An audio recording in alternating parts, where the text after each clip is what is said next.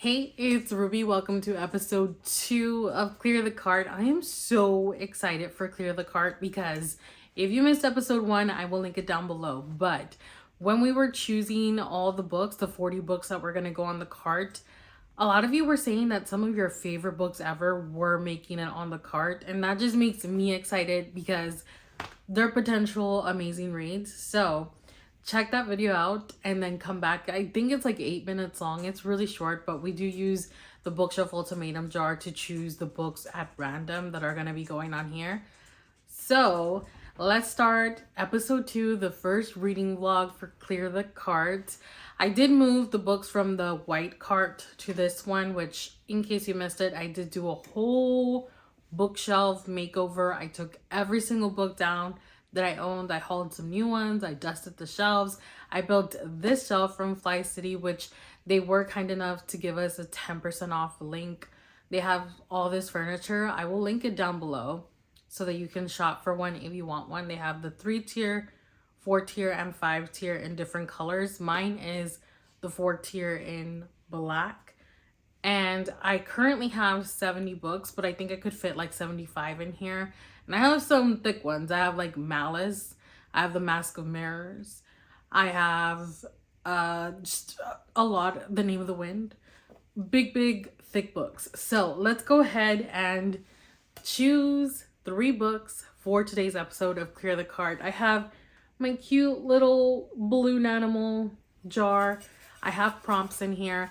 I do have like prompt cards and I have a board game, like a bookish board game that I made, but there's something about a jar. I've been really into just wanting to pick prompts from a jar, so I put a couple in here that I already had made from like maybe 2 years ago. And we're gonna find out what's in here. I hope that they're not stupid prompts, but if they are, I guess we can laugh about it together. So let's choose the first prompt and see what options we can pull. Oh, I almost broke the damn cup. Wow. Off to a great start. So the first prompt says a book with non-human characters. Okay. So that gives us a lot of options. It doesn't say exclusively non-human characters. So it can be vampires, werewolves, fairies, demons. Basically anything that's not human. Let's look at the options. Okay, so it's not going to be any of these contemporary romances because obviously they're all human. Once Upon a Broken Heart. Oh, we have to remove this one. I actually read this recently, so yeah, even though I didn't do it for Clear the Cart,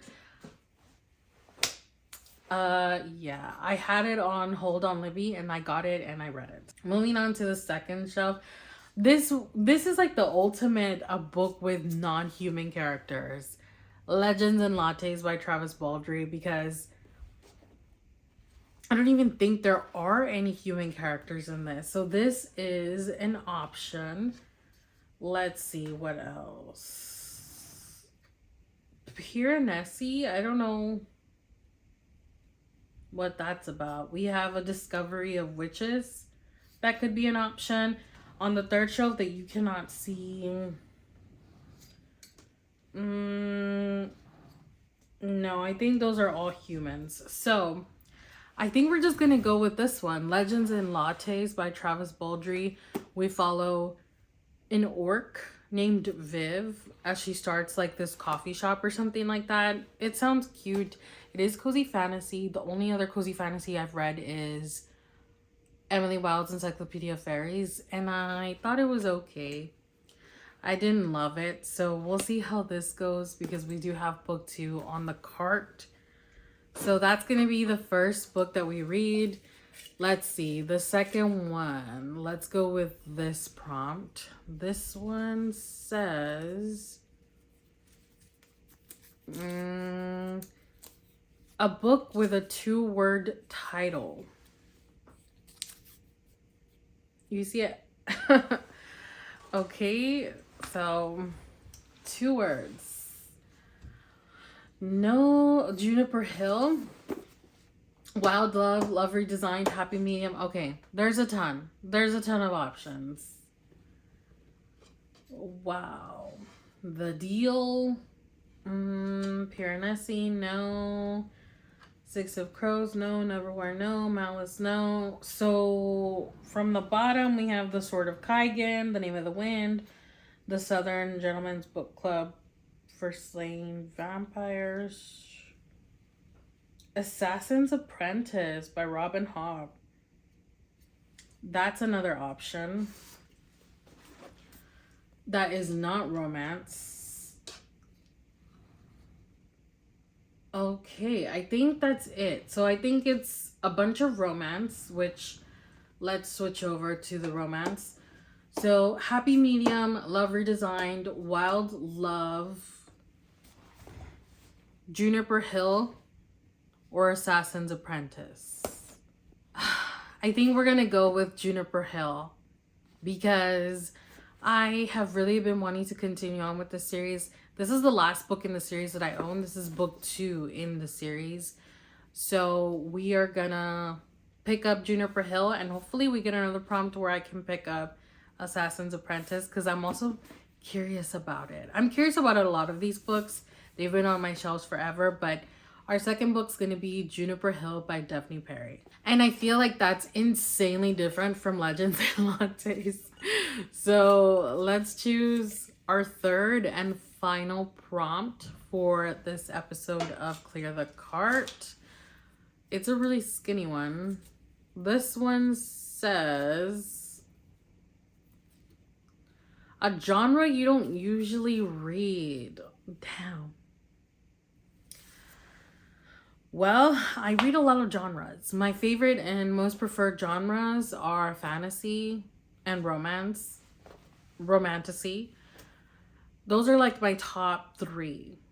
And after that, I would say probably thrillers. And after that, that's where it gets a little murky. I guess thrillers and sci-fi. And then at the very end, we have everything else. Horror, mystery, literary fiction, historical fiction. So we're going to have to choose from those, because if I'm being honest with myself, those are the ones that I just don't really read that much. So let's look at the cart. So none of these, because all of these are romance. They don't qualify. Thrillers, nope. None of these qualify because these are all genres that I read. The Seven Husbands of Evelyn Hugo. That is literary fiction, right? Which I don't really read, so this is an option. Then from the second one, fantasy is like the main genre, my dude, so no. Piranesi, is that like mystery? I'm not quite sure what Piranesi is.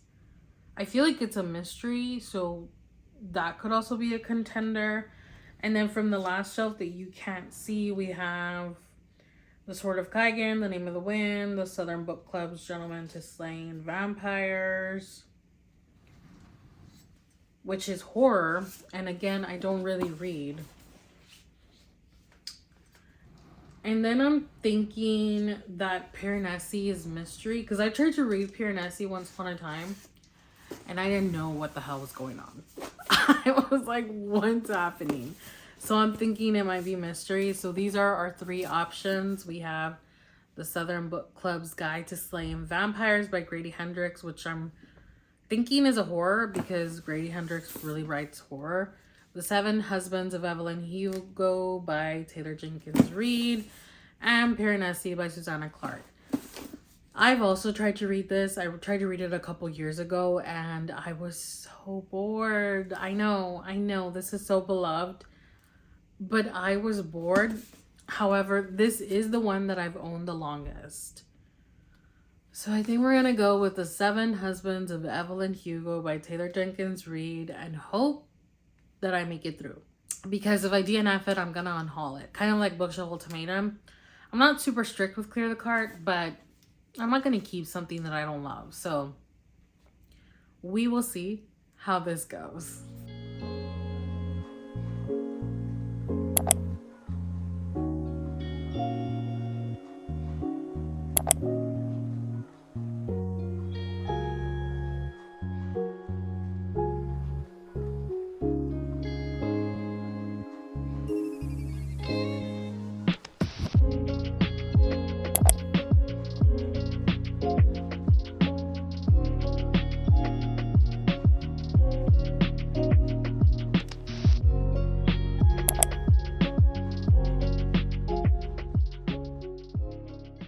I'm back home. I'm putting things away because you saw we went to Barnes & Noble. We went to go eat, but that was like at noon. It's now 7. I'm starving now, but I think I'm gonna make soup. What is this? Oh, I went to Barnes & Noble because I had 2 missions. One, renew my membership because it was expired. It had just expired, but I do like to keep it because sometimes they do those pre-order sales, and then on top of that you get 10% off, so I feel like it's worth it. And then sometimes I want the Barnes & Noble exclusive editions, like Enchantra by Katie Smith. I want the Barnes one. And then Rebel Witch by Kristen Ciccarelli, I want the Barnes one. So, you know, for me, it's kind of worth it. So I renewed it. But then I unhauled 11 books, and one of them was A God in the Gumiho. I didn't unhaul that one because I don't like it, because I do like it. It's like very K-drama, but with, you know, Korean mythology, and it was really cool. But I love the cover of the paperback, the US paperback. It's so beautiful. I'll pop it up. And I just got approved for the second one coming out later this year. I don't remember the title, but I'll pop it up too. They're just such stunning paperback covers that I want these. So I unhauled the God in the Gumiho, and right away it sold. I need to actually pack that order so my husband could take it when he goes to work tomorrow. But yeah, I went to Barnes & Noble because I was looking for that, and then I also wanted Lost and Lassoed by Lila Sage. And when I was in Texas in December for Christmas, my brother and I went to a couple Barnes & Nobles and looked around, and they always had the God in the Gumiho at the tables, buy one get one half off. So I was like, they probably still do. So I went to the 2 Barnes & Noble stores in my area, and none of them had any more buy one get one half off books. Like, they still had the tables with the books, but none of them had the buy one get one half off stickers. And I don't know if that's just like something they're doing here, my local ones, or everywhere, but it sucked. So I just put them on my wish list, and I will get them when I'm able to afford them, because I just purchased my like quarterly book outlet haul, and I can't be spending any more money. So I'll share with you what I got when they get here. They should get here this week, although I'm running through these books so fast, so we might not even make it to the end of the week. But I did start 2 books. So I told you I was going to start Juniper Hill, and I did. I read last night and I got halfway, literally exactly 50% in. It reads so fast. I love this series so far. I read book 1. I will link it up in a card. And I loved it because it was romance and murder mystery. This one's just romance. There's no murder mystery. We have questions, but it's not, you know, it's just romance, contemporary romance, small town romance, forced proximity romance. But I really like it because we're still following the family. We see the family from book 1, and these are 6 siblings. So there are 6 books, and so far so good. I don't like it more than I liked Indigo Ridge, but we'll see if I finish it and that changes. And then Legends and Lattes. When I started cooking yesterday, I popped on the audiobook because Libby had it for like immediately to listen, and I read up to page 64, chapter 7, and it is so cute. It is cozy fantasy. It is slice of life. All we're doing is following this orc Viv as she retires from the battlefield and opens up a coffee shop. And that is literally exactly what she's doing. Like, it's just so mundane. She hires someone to do construction on the restaurant, and she hires someone to work at the restaurant. She goes and buys the things that she needs. She orders a coffee machine. She's just setting up and decorating, and it's just so sweet and so slice of life. And I loved listening to it while I was cooking. So I'm about to start cooking again. I'm gonna make soup, and I'm gonna continue listening to this, and then when I go to bed, read this. So hopefully I can finish these, at least this one, by tomorrow. I will finish this one because last night I flew through it. So I'll finish this one. We'll see how far I get in this one, and then I'll update you on how that went. Okay, I am back. I have finished both of these books, which we will talk about. But first of all, I want to share with you, I did go ahead and wrap as many books as I could from Clear the Cart. I only got to do 14 before I ran out of wrapping paper, so that was unfortunate. But the next episodes will be like blindly choosing, unwrapping them one by one instead of choosing them all in the beginning. One of you suggested we should do them one by one, and I agree, so we'll be doing that. I also redid the bookshelf ultimatum jar, so we don't have little papers anymore. Now we actually have the books in there, and I think that'll just be more fun. Again, we'll just do them one by one. But oh, they're doing construction, and there's like nothing I can do about it because it's been going on all week. And even though, you know, it's the weekend, they continue. So let's just ignore it. But I have the book outlet order here, my quarterly one. If you saw my journal video, reading journal video, you know I have goals that I have, and this is one of them. But I got these books. I want to go through them to see if any of them are like majorly damaged, because whenever they're majorly damaged, like through their fault because they just throw them all in the box, you can let them know and they'll replace it. Like if it's actually damaged, like if it has a little nick or something, no, because they are secondhand books. But if it's like torn majorly, then they will replace it if they have stock. Anyway, I Hope This Finds You Well by Natalie Sue is our first book. This is literary fiction, which is not my thing, but you all know I've been trying to branch out and try new genres and then making a decision. So we started with historical fiction, and then after I read The Nightingale, I figured like if this book is not for me, then it's just not the genre for me. So I abandoned historical fiction, and then we moved on to dark romance, and I ended with Lights Out by Nevessa Allen. And again, I figured if that book wasn't for me, then the genre just probably wasn't gonna be for me. So I abandoned dark romance, and now we're trying general fiction, literary fiction, which I feel like it is gonna work out, because general fiction, I mean, it's so broad. They are so different, and I feel like this has potential. So this is the first one I picked up because I think it was like a Goodreads nominee, and I was like, well, that might work if people actually loved it.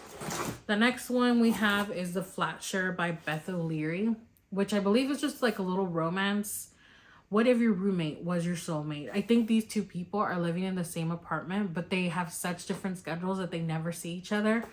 And they end up like writing notes to each other maybe, and that's how they fall in love. I don't know. That's what I've heard.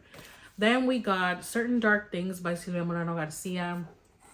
You all know I've been on a mission to read this woman's entire backlog, and this is the next one on the list. I've read 3 of her books so far. This is going to be the 4th. One of them has worked out, the other 2 have not, and I unhauled them, which I don't even know if I mentioned that to you. I unhauled like 14 books, and I listed them on Pango, and I sold 8 of them.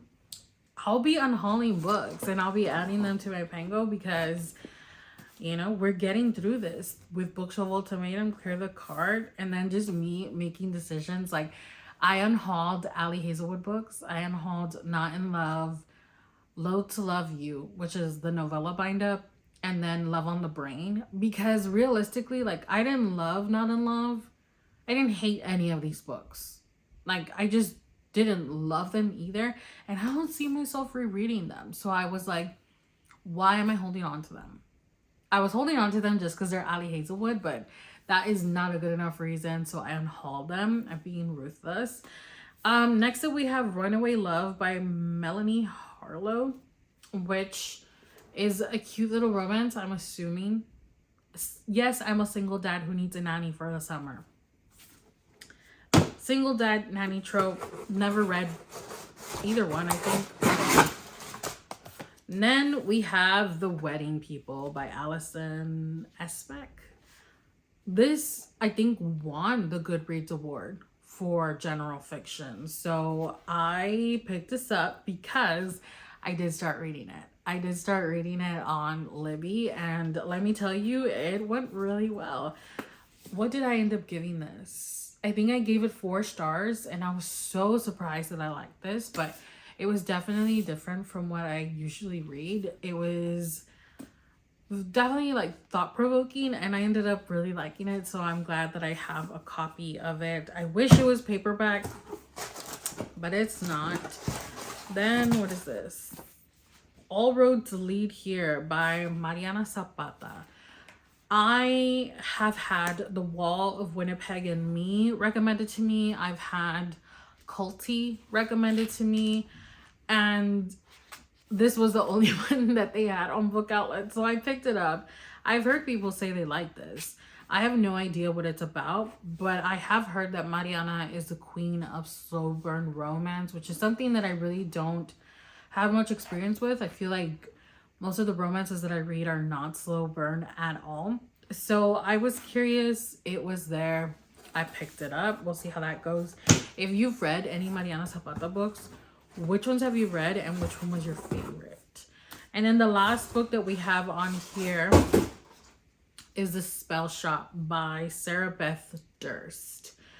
I've heard nothing but good things about this. I've seen a couple of bad reviews, but I feel like the good ones far outweigh the bad ones, and people seem to really love this. It's another cozy fantasy, and I was reluctant at first, but it's such a gorgeous book, and I saw the second one being released and it's just as gorgeous. Like, wow, they did such a good job with these. But let's get into our books, because I finished this one, and the way that I enjoyed this has solidified my decision that maybe cozy fantasy is for me. I'll start off with this one. I finished Juniper Hill, and I've got to say I really, really liked it. So in this one, I'm sure I talked about it before. We follow the second eldest brother, Knox, who is, part of the Eden family. We follow a sibling per book in the series, the Eden series. And we follow Knox. He ends up allowing Memphis to live on his property in like a loft that he has like on top of his barn or something like that. And yeah, romance. I didn't like this one as much as the first one, because this one was strictly just a romance story, and the first one was romance mixed with like a murder mystery, and I thought that was cool. This was just romance, and it was cute. She's a single mom. He's like the most eligible bachelor that doesn't want to get serious with anybody because he had his heart broken. It was good. It wasn't like amazing, but I still gave it 4 stars because, like I said, it was fun, and I really enjoyed just reading about the family at this point. I really, really like that. I really like the family, and I want to continue on and finish the series, but that's the last one I own in the series. So I'm going to have to see if I can find those on Libby or Kindle Unlimited, because I'm not going to buy them right now since I'm on a no buy, with the exception of, like I said, my quarterly Book Outlet and my pre-orders. So we'll see if I can find that. But that, I expected to like that one, so no surprise there. This one though, Legends and Lattes, I did not expect to like this because, as I said before, I read Emily Wilde's Encyclopedia of Fairies. Didn't really like it. Like, I was a little bored. It was just a little slow. I didn't fall in love with the characters, and I just figured maybe cozy fantasy isn't for me. So happy I gave this one a try because I freaking loved it. It was so cute and cozy and warm and like inviting, and we just did what I told you before. We follow Viv as she opens her coffee shop and lives her life. And that's essentially it. It's very slice of life. We're just following her along as she does things, like literally mundane things, but it was so cute. So endearing. The relationships in this, like the friendships in this, were just the sweetest thing ever. I was never bored. I loved listening to the audiobook while I cooked, and it was just like the best thing ever, honestly. I ended up giving this one 4.5 stars, and I can't wait to go on to Bookshops and Bonedust, which I found out is actually a prequel story to this, and we're still going to be following Viv, but before this, while she's still living her life of, like,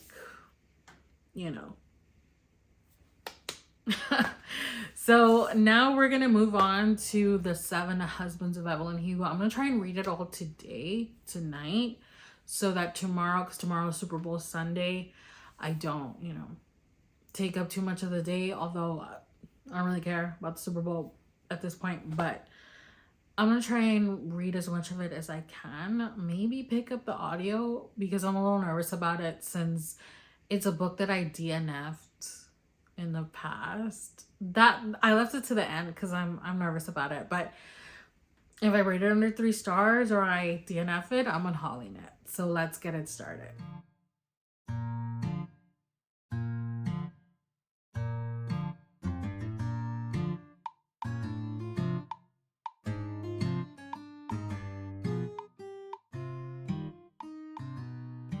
I am done with the Seven Husbands of Evelyn Hugo. I read it last night. I wanted to make sure I finished it last night. And honestly, it didn't take me long. I think by like 12:30, I was done with it because I flew through this, much to my surprise. And I used one of my Everend credits to get the audiobook. So I was doing both. I was listening to the audio while I followed along, very immersive. And the reason I did that was because I was a little nervous that I was gonna DNF this again, that I wasn't gonna like this again, because like I DNF'd this years ago. So I was nervous about that, and I used an Everend credit. I don't regret it though. If you haven't heard of Everend, Everend is a subscription-based service, and instead of getting 1 credit like you do with Audible a month, you get 3. So I've been using Everend and I really like it. And I do have a link. I'll link it down below. But I used one of my credits for the month for this one, and I ended up really liking it. Which, this is a total shocker to me, because if you've read this or you know anything about it, it's kind of like, it's literary fiction, but it's got a little bit of historical fiction sprinkled in there, because we are flashing back as Evelyn Hugo tells us her life story, starting in the 50s and then the 60s and so on. So yeah, but it definitely read more like literary fiction with drama and love and just like heartbreak, everything that I wanted. And this reminded me of a telenovela. And I've said it before, but I used to watch telenovelas with my mom all the time when I was little. And I freaking love this. I love the drama of it. I love all the feelings, all the emotions that this woman felt and went through, all the things that she went through. I do think that it was kind of predictable. Like from the beginning, I knew what her big secret was, but I didn't mind it. I was still invested. And then the story structure, I really enjoyed also. Like I said, we do flashbacks. So it is like a dual timeline of the present and the past. And we also get news articles. And not only that, but she has 7 husbands. It is called The 7 Husbands of Evelyn Hugo. So you would think that there's significance in that, and there is, because the way that she tells the story is like through her marriages, I guess. So we'll have things like this. So this one says Clever Rex North, and that's one of the husbands. And then like, we'll go and we'll move along to the next husband, and so on and so forth. And she tells the story in stages. And I really like that. I thought that was really clever and just like really kept me in it and invested. And I was like, well, what happened with this husband and what happened with that husband? So much to my surprise, I gave this 5 stars. I wish I had it in paperback now, since I know I'm gonna be keeping it, but I don't, because I only like hardcovers for my fantasy or romantasy, but everything else, especially romance, I'm very picky and I want the paperback, but it's a hardcover. But I am shocked. And I mean, I'm glad I finished it because it's Super Bowl Sunday, and I guess we're gonna watch the game. I don't really care about the teams or who wins or whatever, but if I had to choose, I'm going with the Eagles, only because I don't want the Chiefs to win. But honestly, I just don't care. So I probably will be like in and out of the game, but we are gonna make fajitas and we are gonna eat. I bought like cute football-y cupcakes, which I probably showed you. So yeah, I guess I'm gonna start reading something else now that I flew through these books. But it was such a successful clear the cart, like insanely successful. I'm kind of shocked, especially because like these books are on clear the cart because I was not picking them up. So it's just like, That's why I love these series. Clear the Cart, Bookshelf Ultimatum, and we are switching the format, so I think it's just gonna be more fun now. But we started off with Juniper Hill, which I really liked. It is a contemporary romance, small town romance, close proximity for romance, and I liked it. I think I gave this one 4 stars, right? But it was fun. I still prefer the first one, Indigo Ridge, over that one, but it was fun. I did like it, and I do want to continue and finish out all 6 books in that series. And then this is where the surprises begin. Legends and Lattes. I didn't think that I would like this because I didn't think I was a cozy fantasy girl. Like I said, I read Emily Wilde's Encyclopedia of Fairies and I didn't love it, and I didn't even continue on with the series. Love this. It just gave me so many cozy, cute, fuzzy, warm feelings. This is like a freaking hug in a book, not even exaggerating. It was so sweet. I love it. I cannot wait to read the second one, Bookshops and Bone Dust, which I've now found out we still follow Viv, but it's like a prequel to this. Like, before this takes place, we follow as she's still, you know, living her life as a killer. But I will be reading it for sure. It's part of Clear the Cart too, so hopefully we'll choose it soon. But 4.5 stars for this. It was amazing. And then we moved on from 4 to 4.5 to 5 stars with The 7 Husbands of Evelyn Hugo, the real shocker of this episode of Clear the Cart, because I thought I was gonna DNF this. Honestly, I thought I was gonna DNF it, and the fact that I did not kind of blows my mind. It's just crazy to me, but I'm incredibly happy with the 3 books. I will be keeping the 3 books, and I'll probably be rereading the 3 books in the future, which is the goal of Clear the Cart, to get rid of what I just don't want. So thanks for hanging out. As always, if you enjoyed today's episode, give it a thumbs up. It always helps the channel out. Subscribe if you haven't already. If you want to check out Evren and get a free 30-day trial to Evren and read your 3 books for the month, the link is down below. I'm starting like a romance reads, Valentine's reads video that will go up on Valentine's Day. So I'll see you then.